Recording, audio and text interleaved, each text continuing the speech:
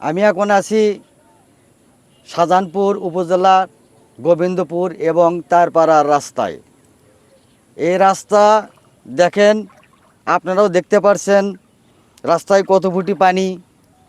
এই সব রাস্তার পানি হসলে ধরেন এই রাস্তা দিয়ে অনেক জিনিস মানে কাঁচামালের ট্রাকগুলো পার হতো, সেগুলো সব কিছুই বন্ধ হয়ে গেছে।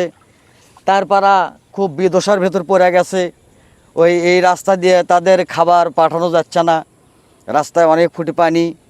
তাই আমি বলতে চাই যে এই রাস্তার একটা যে কোনো একটা ব্যবস্থা করতে হবে, কারণ এই রাস্তা যদি এইভাবেই থাকে তাহলে তো মানুষের অনেক সমস্যা, অনেক দুর্দশা দেখা দিচ্ছে, অনেক দুর্দশা দেখা যায়।